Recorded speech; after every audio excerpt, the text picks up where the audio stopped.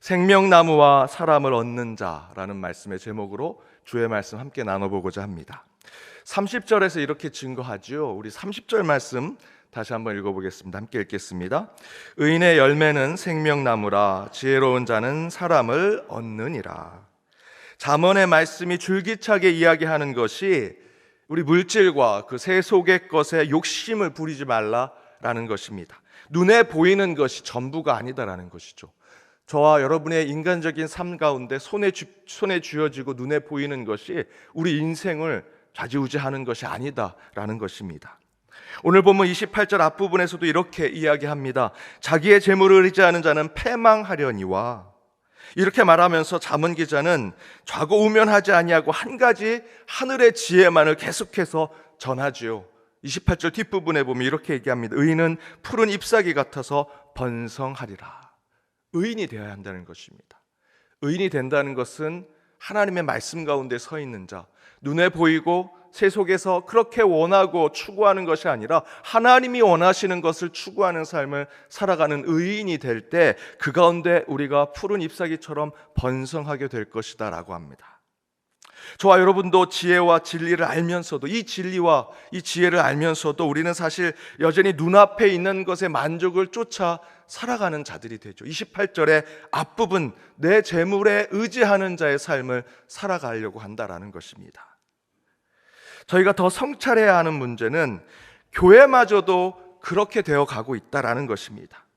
보이지 않는 것을 추구해야 하는 교회가 오히려 세속의 것, 눈에 보이는 것, 그리고 손에 쥐어지는 것을 더 바라고 더 추구하고 그것을 더 요구하는 것이 교회가 되고 있다.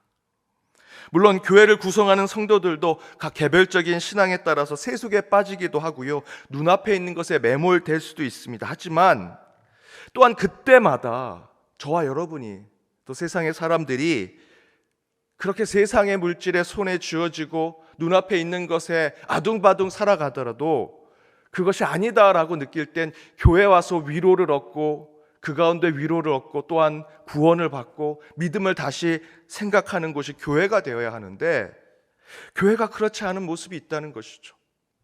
실제로 저와 여러분은 물론 신앙인이지만 세상 밖에서 세상의 것을 추구하다가 그럼에도 불구하고 교회는 그렇지 않지, 내가 다시 내 삶을 돌아봐야지 하면서 돌아오지요.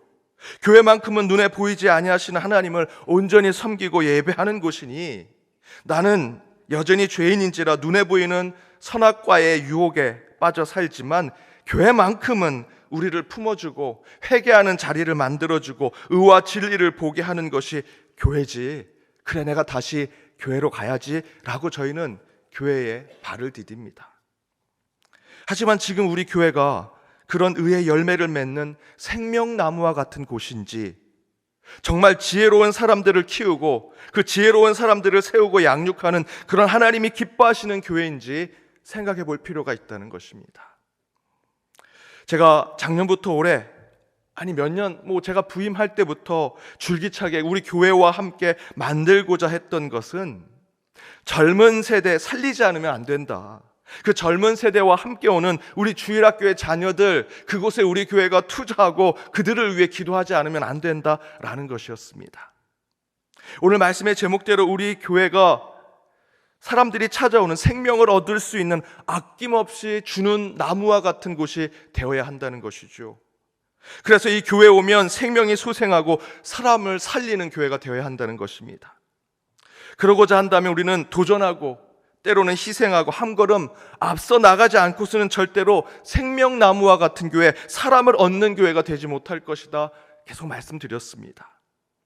그렇다면 보이지 않는 것에 대해서 도전하고 희생하고 한 걸음 앞서 나가는 교회가 된다라는 것은 무엇일까? 가장 큰 핵심은 다른 것 아니죠. 내일을 준비하는 교회가 되어야 합니다. 내일을 준비하는 교회. 한 할아버지가 망고 나무를 심습니다. 손자가 와서 그 나무를 심는 것을 도와주는데 그 손자가 생각하기로는 이 작은 묘목이 나무, 이 망고 나무의 묘목이 아무리 자라도 5년이 돼야, 혹시 더 되면 10년이 돼야 이 열매를 맺을 텐데 할아버지는 지금 너무 노안이 되셔서 곧 돌아가실지도 모르는데 왜 이 나무를 심지? 할아버지, 이거 할아버지 심어도 이 열매 나무 먹지 못할 텐데 왜 이 나무 심으세요? 라고 묻습니다. 그때 할아버지가 얘기합니다. 나는 젊을 때 망고 열매를 많이 먹었어.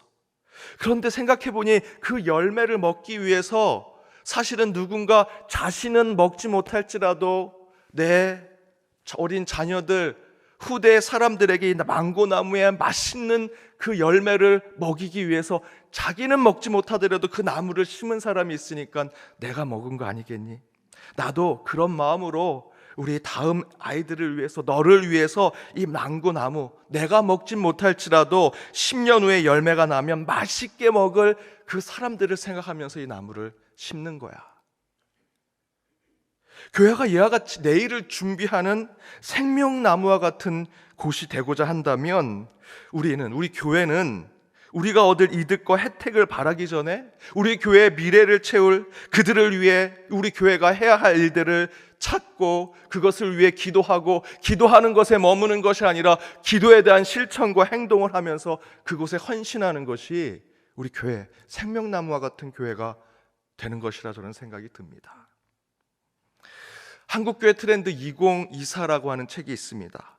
내일을 바라보면서 내년에 이 교회에 무엇이 트렌드가 있을까라는 것들을 제시하는 책인데, 이 책을 보시면 내년 한국교회를 전망하는 그 모든 관점의 필터로 미래 한국은 수축 시대를 경험하게 될 것이다 라고 얘기합니다.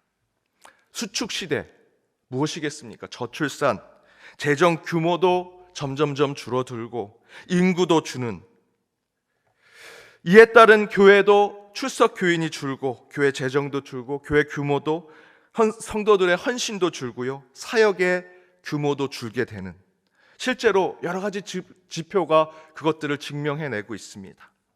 그런데 한국교회 트렌드 2024에서 그런 미래 사회가 수축 사회로 가면서 교회가 그렇게 되는 것을 준비하는 차원의 10가지를 트렌드로 이야기하죠.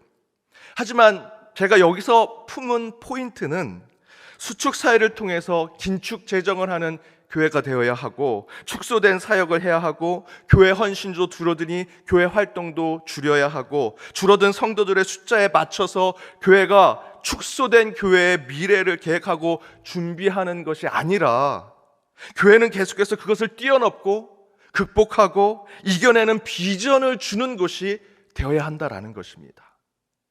세상은 수축하고 줄어들지라도 교회만큼은 그것을 뛰어넘는, 살아계신 하나님께서 이 교회 가운데 역사하시는, 계속해서 확장하고 더 크게 만들어주시고 그 가운데 새로운 비전을 주는 것이 교회가 되어야 한다는 것이죠. 적어도 저는 제가 연동교회 부름받은 이유가 그것이라 생각하고 저는 지금 이 자리에 서 있습니다. 그런데 그 대한민국의 미래를 수축사회로 진단한 홍성국 사회경제평론가는 3가지를 이야기합니다.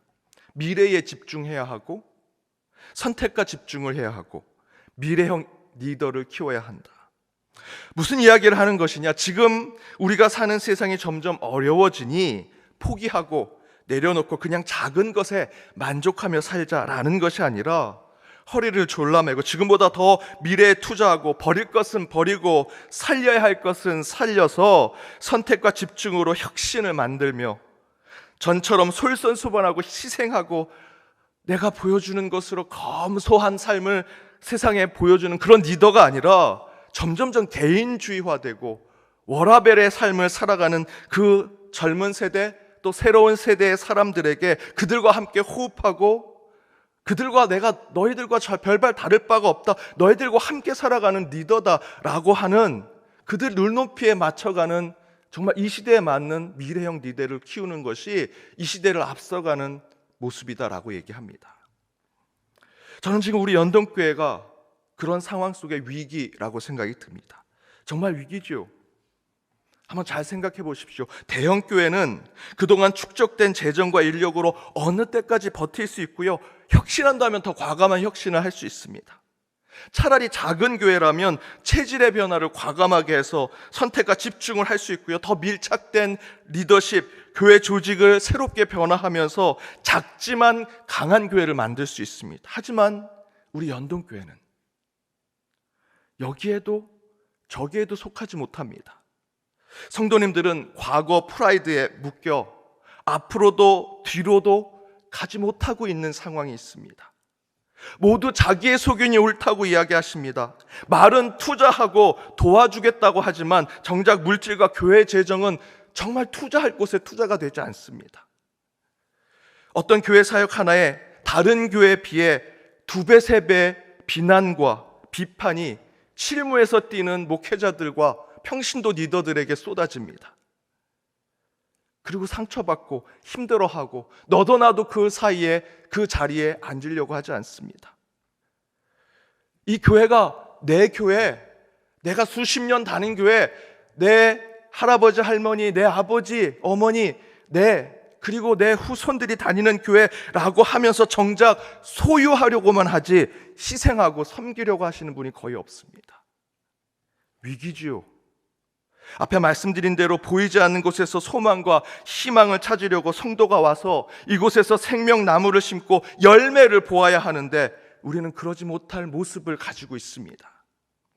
하지만 그래서 오히려 저는 이것이 기회라고 믿습니다. 위기는 기회지요. 저는 늘 연동교회 유임 목사의 자리에서 이렇게 생각합니다. 다들 안 된다고 하나 하나님이 나를 여기에 보내주셨다. 어렵다고 하는 곳에 살아계신 하나님을 증명하는 것이 진정한 그리스도인의 모습이다. 분명한 것은 5년, 10년 사이에 연동교회 주변은 많은 변화가 있을 것입니다.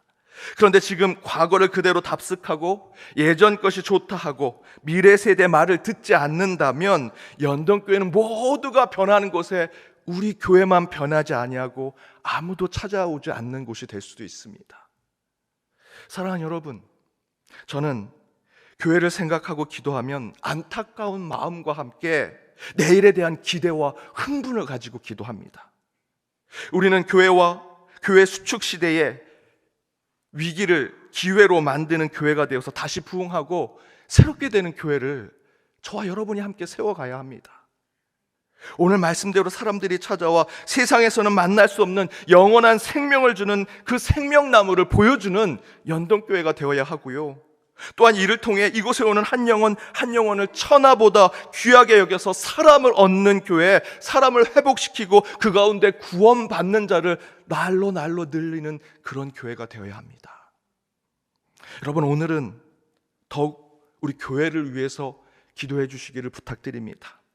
줄어들고 수축하는 것에 잘 대응하는 교회, 그래서 그 작은 것에 만족하며 살아가는 교회가 아니라 그런 위기를 기회로 만들어 생명나무의 열매를 가득 맺게 하고 사람을 얻어 영혼의 구원을 받는 자들이 날로 늘어나는 교회.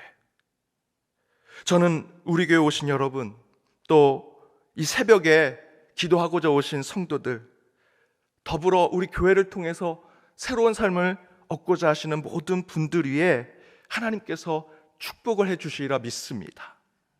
우리 교회가 여러분의 심령과 여러분의 가정, 우리의 일터에 귀한 생명나무를 심게 하는 축복이 여러분 매일의 삶 가운데 나타날 것이고요, 그때마다 여러분이 만나는 모든 사람이 복된 사람이 되고 하나님의 은혜를 나누는 역사가 이루어지리라 믿습니다.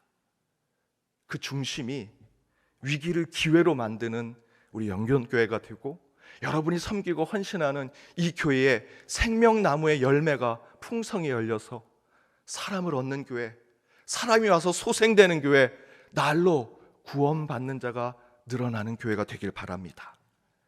그런 하늘의 복이 우리 연동의 재단으로부터 나가 여러분 모두에게, 여러분 가정에게도 임하길 주님의 이름으로 축복합니다. 우리 함께 우리 찬양으로 결단하기 원합니다. 특별히 오늘 함께 찬양할 것은 저와 여러분이 섬기는 이 교회 가운데 여러분이 지금 갖고 있는 신앙 가운데 행복하시기를 바랍니다.